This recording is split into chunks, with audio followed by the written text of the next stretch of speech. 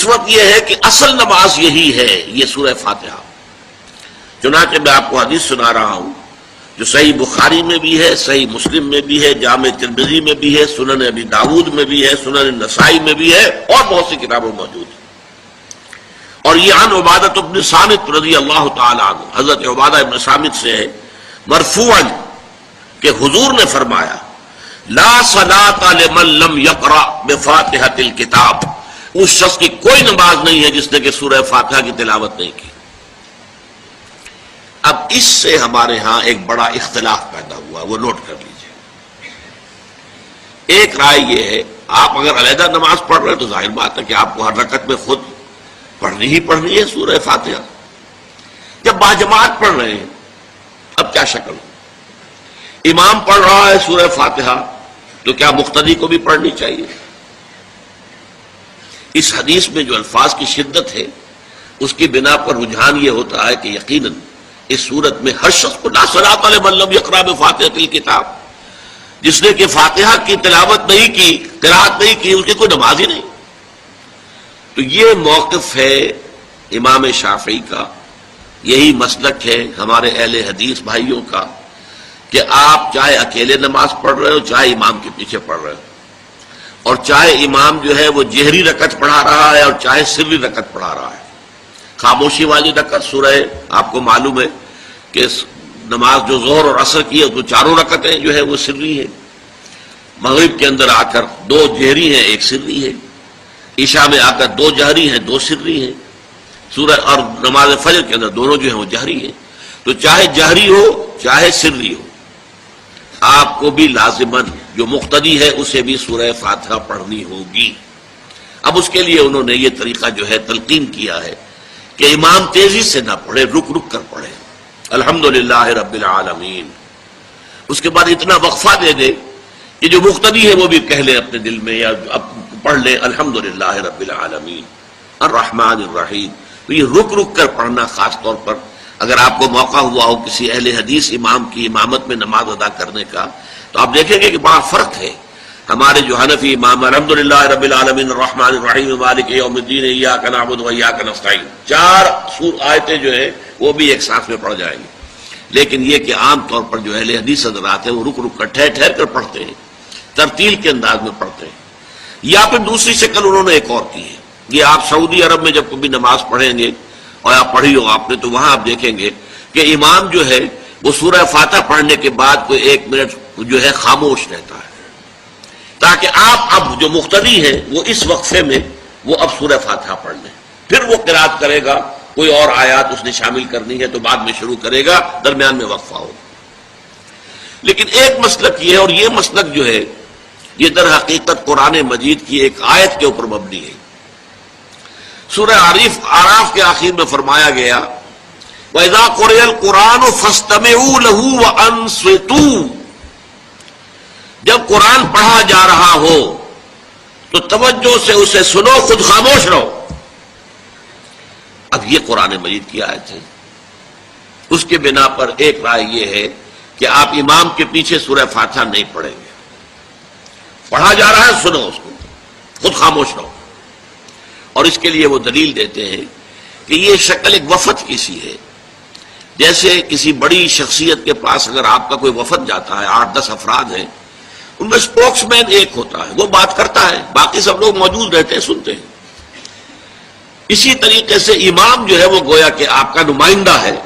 اور وہ پڑھ رہا ہے الحمدللہ رب العالمین الرحمن الرحیم مالک یوم الدین، تو امام کی قرات ہی آپ کی بھی قرات ہو گئی۔ گویا کہ اس آیت سے، اس حدیث سے اختلاف نہیں ہے، اس کی تعبیر سے اختلاف ہے کہ امام کا قرات کر لینا در حقیقت مقتدیوں کی طرف سے بھی قرات ہے۔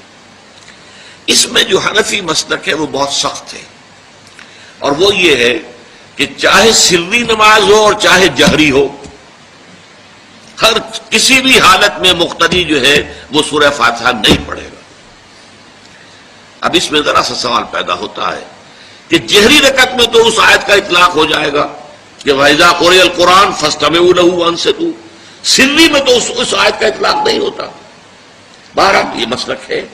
امام شافعی کا، ایک انتہا پر ہے،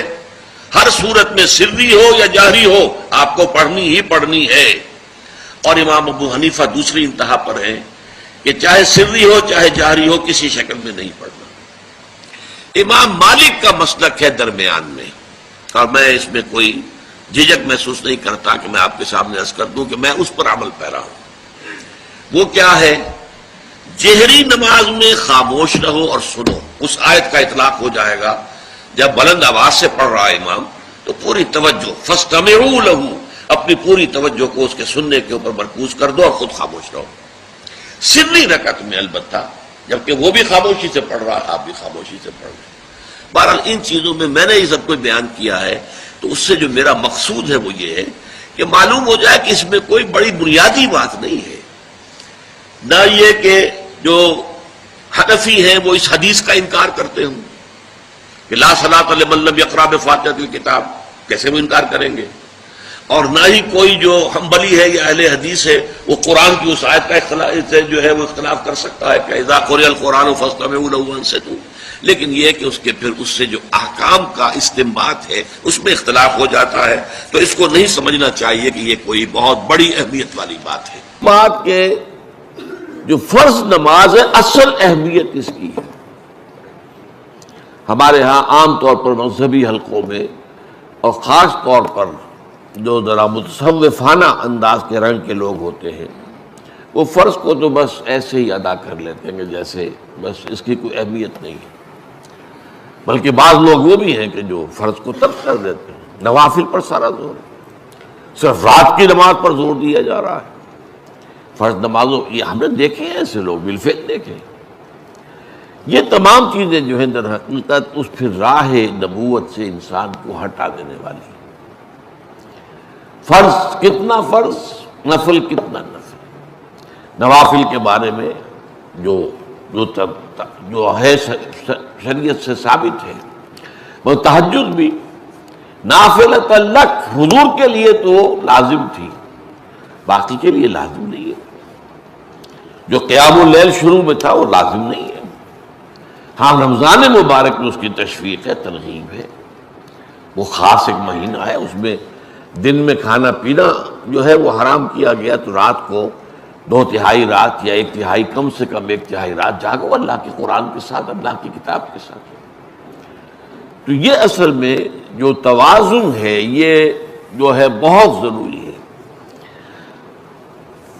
ارأیت اذا صلیت الصلوات المکتوبات، حضور آپ نے دیکھا، غور فرمائیے کہ اگر میں جو فرض نمازیں ہیں وہ ادا کر لوں۔ اب مثلا ایک حدیث مجھے اور یاد آئی، فرض نماز کی اہمیت کو بیان کرنے کے لیے حضور نے فرمایا جس شخص نے عشاء کی نماز بھی جماعت کے ساتھ ادا کی اور پھر فجر کی نماز بھی جماعت کے ساتھ ادا کی،